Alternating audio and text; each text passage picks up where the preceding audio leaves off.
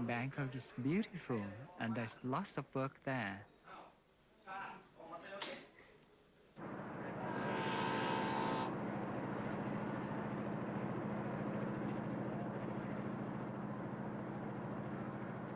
Boon Chu's dream of going to Bangkok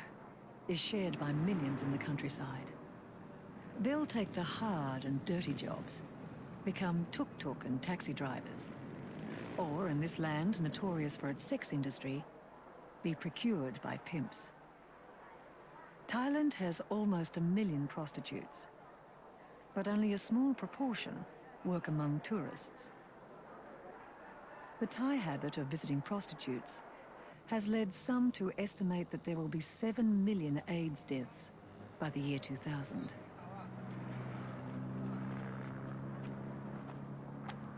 In Klong Toi, the death of 6 babies born with AIDS has motivated Mani to attend a class organised by the Duang Pratip Association, an independent welfare group that works in Bangkok's slums. ไม่มีเพศสัมพันธ์กับคนแปลกหน้าหรือว่าสามีหรือภรรยาที่ไปมีเพศสัมพันธ์กับคนแปลกหน้าแล้วเราจะไม่มีวันติดคุกยังไม่เข้าใจเรื่องโรคเอดส์ใช่ไหมคะทีนี้จะถามพี่ว่าพี่เชื่อใจไหมว่าสามีพี่เนี่ยไม่ไปเที่ยวเลยไม่มั่นใจเท่าไหร่เคยคุยกันไหมคะไม่เคย The health ministry says 50,000 Thai women have already caught AIDS from their husbands. Some estimate that in a few years, AIDS could cost Thailand as much as its present annual foreign investment. Propajak tells his local villagers AIDS is yet another outcome of a society that's lost its way.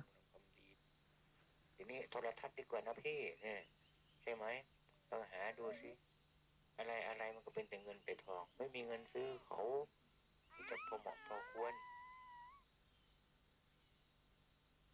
อยู่ด้วยกันอย่างหัวใจกันถ้าทำอย่างนี้ได้นะรับรองนะเป็นเครื่องผูกใจแฟนผูกใจผัวเขาจะได้ไม่ไปกินเหล้ากินยาจะได้ไม่เกเรจะได้รักเราซื่อสัตย์ต่อเราอยู่ด้วยกันอย่างหน้าที่เป็นงานเข้าใจไหมล่ะ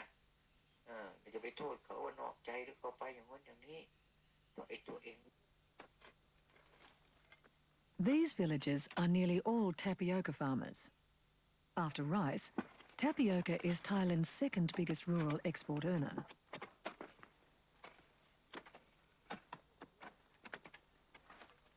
The government built the industry by encouraging landless peasants to settle in forests, clear them, and plant the cash crop.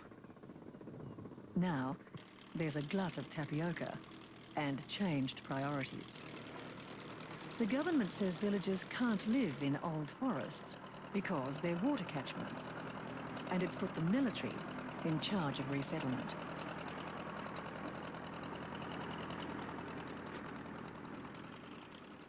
But on the land that was conveniently cleared for the tapioca, fast-growing eucalyptus trees are now being grown by big business for export to Japanese pulp mills. The native forest is gone, and the land and regular income of the tapioca farmers under threat. Once again, Propajak finds himself in conflict with government policies.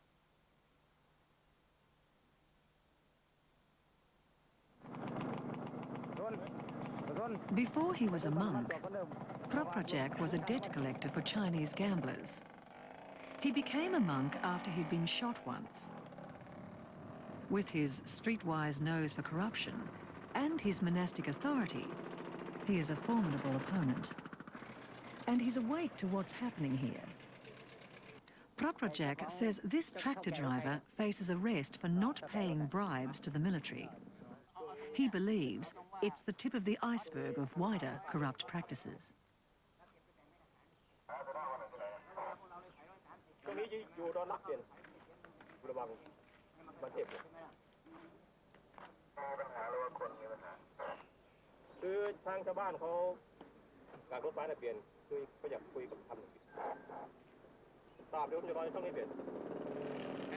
เพื่อให้พวกที่มีในทุนเก่าโน่นที่รัฐบาลชุดเก่านี่มันยังขัดอยู่เรื่องเขาจะเอาที่ดินปลูกยูคาเขาจะหาเรื่องไล่เราออกจากที่นั่นหาเรื่องไล่ยมออกซึ่งเรารักษาป่านี้กันอยู่ด้วยสันตินะฮะ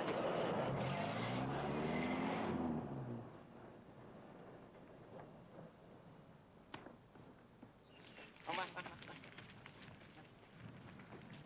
เป็นยังไงไม่รู้ฮะคือเจ้านายเขาให้มาจับฮะ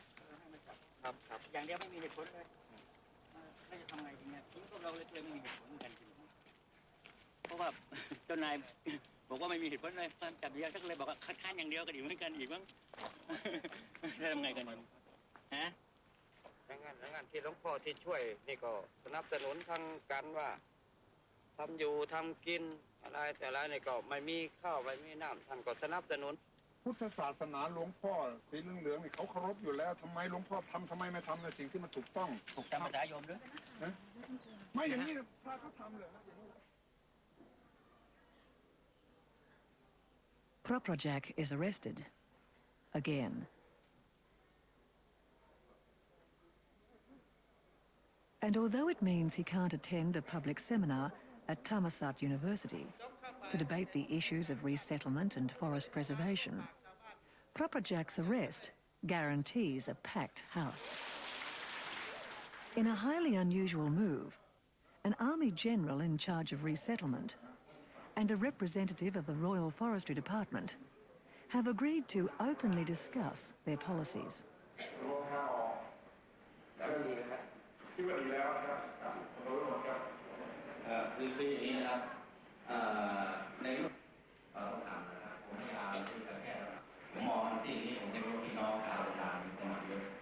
ซึ่งขณะนี้เราได้แก้ปัญหาให้เยอะนะครับเราเรียนให้ผมทราบหรือว่าเรียนให้ท่าน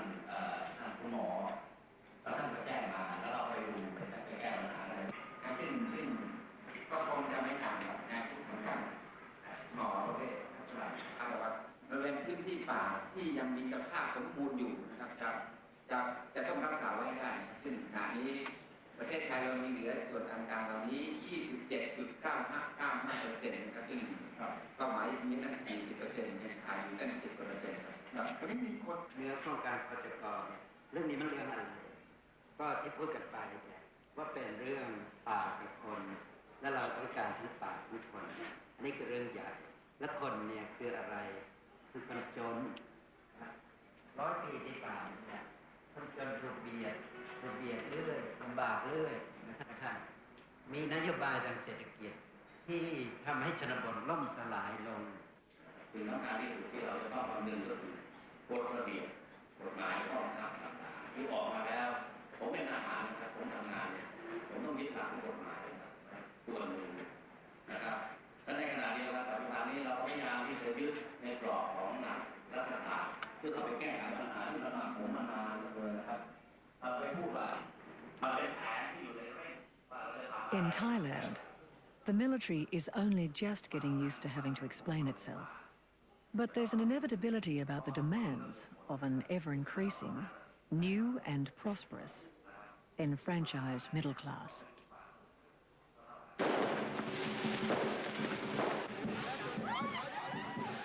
It's Chinese New Year,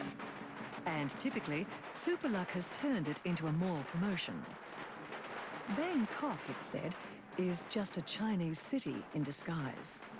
Most of Thailand's 7.5 million ethnic Chinese live here. And most, like Superluck, are in business. I think the Chinese people by bloodline are the hard workers of the nation. Business in Thailand is mainly family business, mostly because it is Chinese people.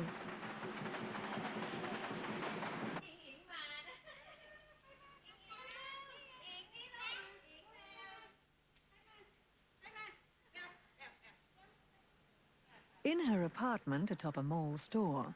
Superluck hosts the traditional family get-together. Like most Chinese, the Amput family has been integrated into Thai society for generations. The dominance of people of Chinese descent in business here is not a source of friction, as it is elsewhere in the region.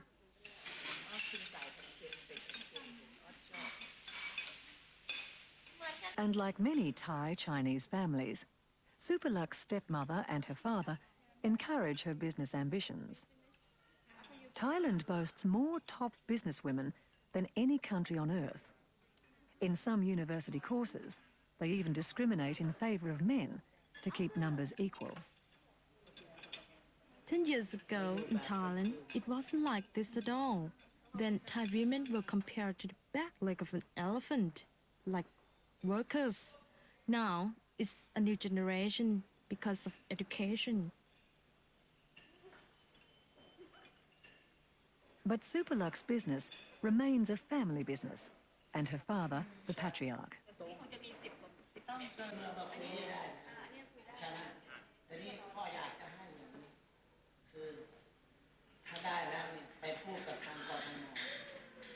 My father never stopped thinking about business, and he's always pushing me. Actually, I work so hard because of my father.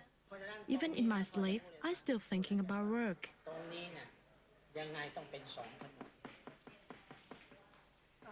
ต้องเป็นสองถนนที่อยู่ข้างในหมายว่าถนนในที่หลังฟุตบาทเราเนี่ยหลังฟุตบาทที่เดินทางเท้าเนี่ยถ้าโอนให้เขาเราก็ต้องทำเพิ่มอีกถนนข้างในอยู่ดีเพื่อพอเลี้ยวปั๊บเข้าเส้นในเลยวิ่งปั๊บเข้าเลยเขาต้องทำข้างในอีกเส้นตกลงตรงนี้ต้องเป็นนี่พูดให้ดูไว้แต่จริงๆแล้วเนี่ยที่พ่อพูดแกพ่อต้องการว่าให้ไปพูดประเทศบาล From first-hand experience, Grisida knows Bangkok's canals have become open sewers. He certainly doesn't say Maipenrai about that. He's determined to make them public thoroughfares. We should continue to promote traveling by boat. We have already been successful in one canal. We now are preparing 4 new ones. When our wastewater treatment scheme is completed, the canal water will be cleaner and water transport more popular. Another Grisida plan for easing the traffic. Another small step for Bangkok.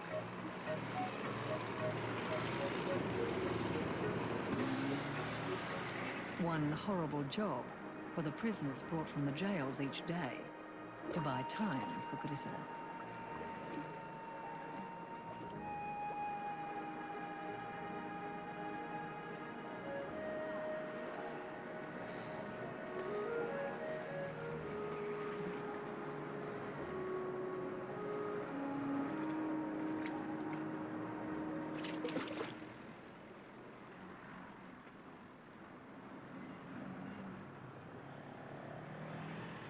Propelled is about to go before the court. The military, his villagers, his new middle-class supporters, even the king, are watching what happens here.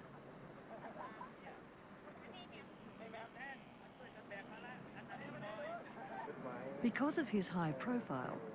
this case has become a test case for Thailand's development strategy. I'm afraid that if development continues this way, it won't be long before we have no land to live on. Most of the land is going to foreigners. The military or people who act above the law are the ones who work for foreigners. So they will look at me as their enemy.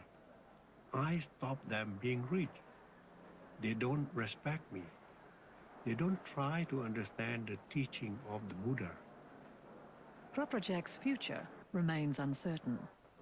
His freedom limited by protracted court cases. Everyone waits expectantly for the next move by the military. Before Grisida became a politician, he was an architect, one responsible for many of Bangkok's finest buildings. Now his children run the old firm. นี่ได้รับบริการเรียบร้อยแล้วเพราะว่ามันมีไอ้กฎเทศบัญญัตินะไอ้ที่ความสูงที่มุมเอียงต่างๆพวกนี้ไม่มีปัญหาใช่ไหมเราเช็คหมดแล้วเรียบร้อยชอบอ่ะนะกำลังโปร ถ้ามีปัญหาเนี่ยนะเขาก็กลับมาฟ้องที่พ่อนะว่าทำไมพ่อดูแล As a practicing architect for some 30 years,